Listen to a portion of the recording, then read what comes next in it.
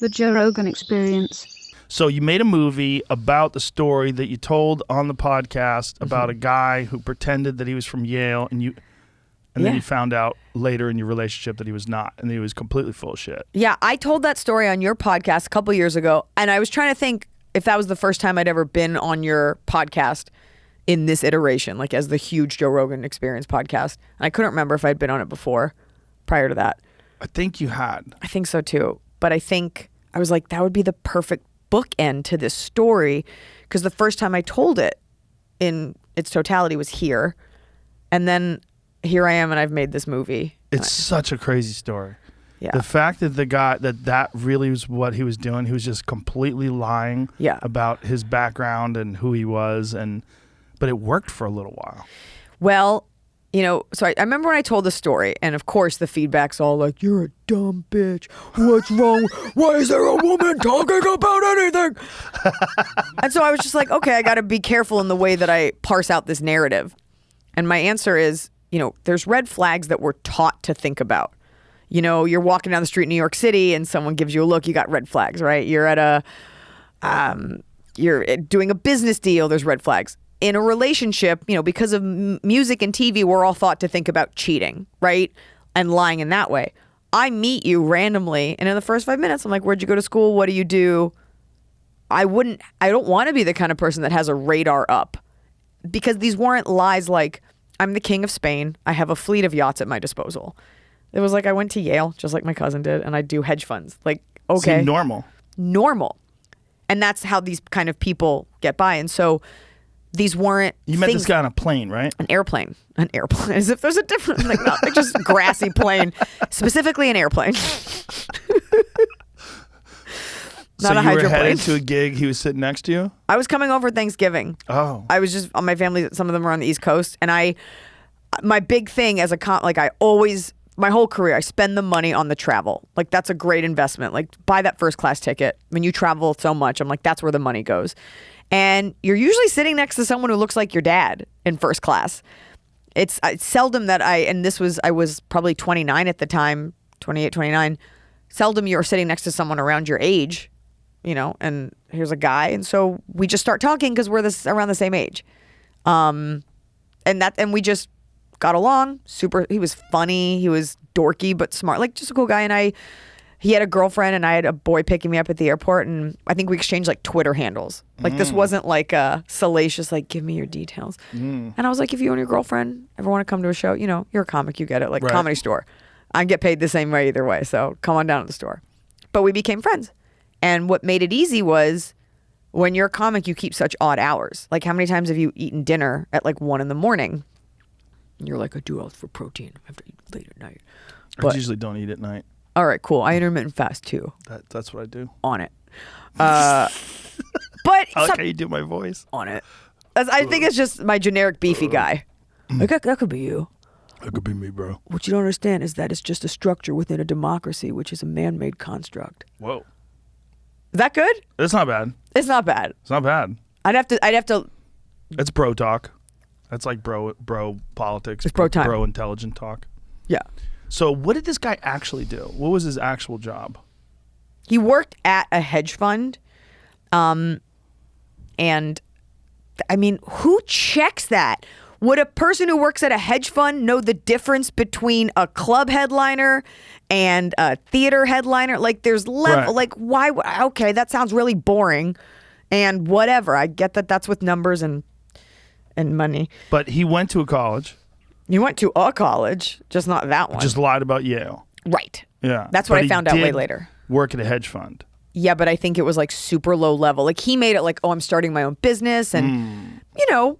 You're 29 years old, you're sitting in a first class seat and you're dressed like a dork and you're talking about, why wouldn't I believe you? I have plenty of friends who are successful at things other than stand up, and most, you know, so. But my point was that if he just was himself. Yes. And he just said, I'm working at a hedge fund, and was the same guy, just as funny, 1,000% you'd probably like him. That is, you completely keyed in on it. The whole takeaway from the movie is all the things that he didn't lie about were the things that I actually valued the most. You cannot fake intelligence. You cannot fake sense of humor. Right. You cannot fake wit. Right. And he had those. He had those things. He was unattractive, which is probably a big source of his insecurity and whatever else society put on him. But that was the sad part, was I wasn't that impressed by going to a good school and having a job I've never heard of. Right. Hey, you just said, like, I went to this regular school and I do this. I still would have said, come to the Comedy Store. I still would have had drinks. So it's not a shame, because I really am into my husband and the way that worked out. But that's the sad part, is that we put, rather than just be good at something, someone just like lied and built a whole world around it. Have you kept in touch with that guy? Oh yeah, we hang out all the time. No. Oh my God. No, but I mean, so gross. No, I mean, he's never reached out and said, "Hey, I heard that story." No. Nothing. No. How long did you date him for? Only 3 months. We were friends for a full year, which is why you don't question your friends as much. Right. And here's someone that always showed up, the dudes in my group, like all the comics that that I'm friends with, like they've all met him. Like we go out drinking. And my schedule is so weird. So I'd be like, I need to get dinner at like 11. He'd be down for it. I was like, great. I got a malleable schedule. And we were friends for that year.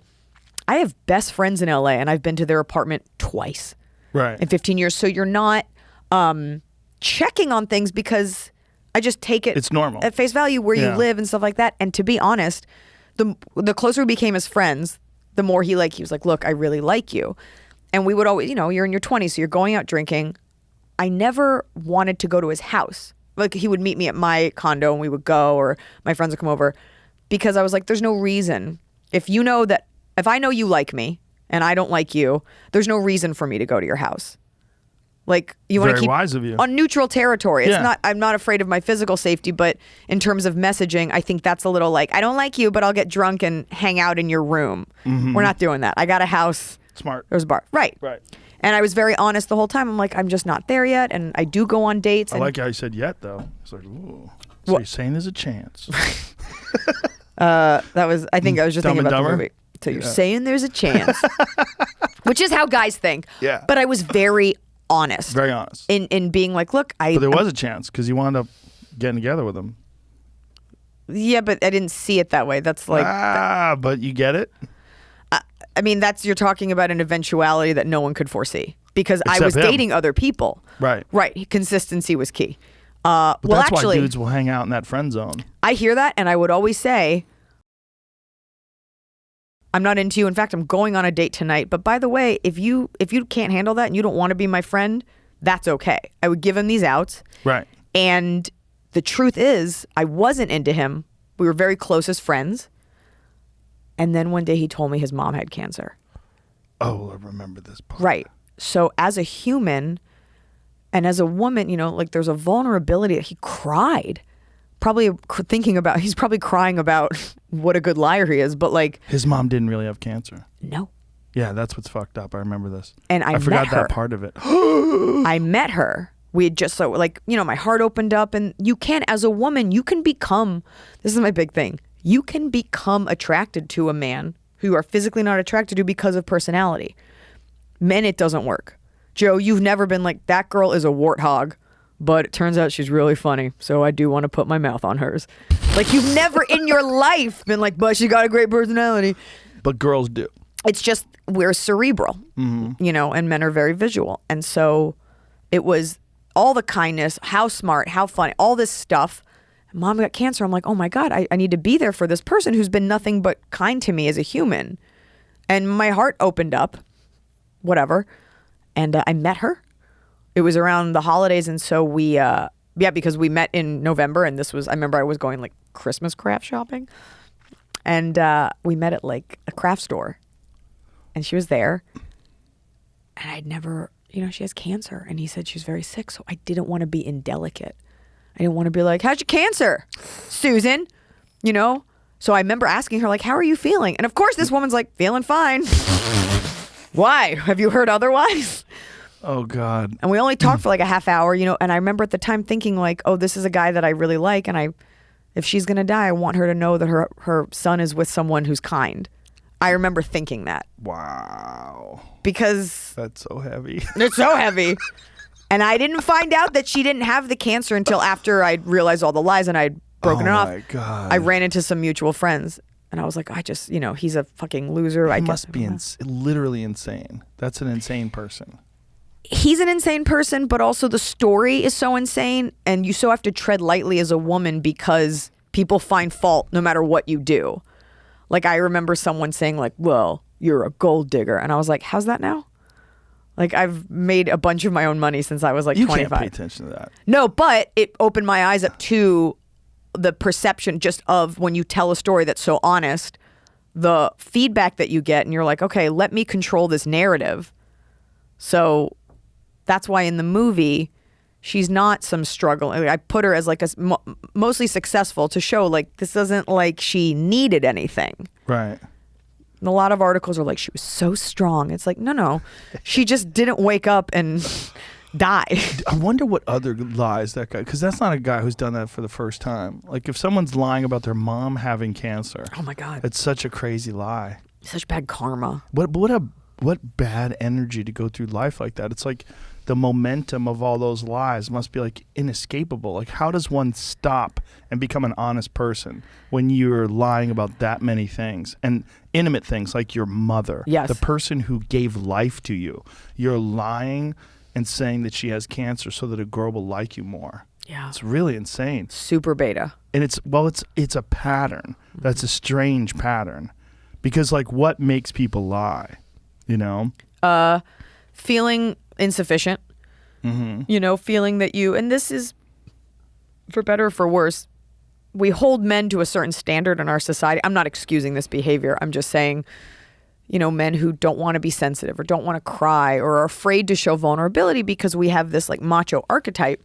Most women don't actually expect that. And they want you to be yourself and open up. But we do, just as we put things on women, we do put things on men, and we don't have conversations about that. The difference is men don't realize like, all you got to do is go out. I talk about this on stage and like, just be good at something. And there will be a girl who will like ride or die with you in your Toyota passenger seat. Like, that's my baby. He's the best mustache grower. Like, all these comics that we're talking about, they all fuck. Funny guys fuck. So you could just be funny. You don't have to be attractive. You could just be kind.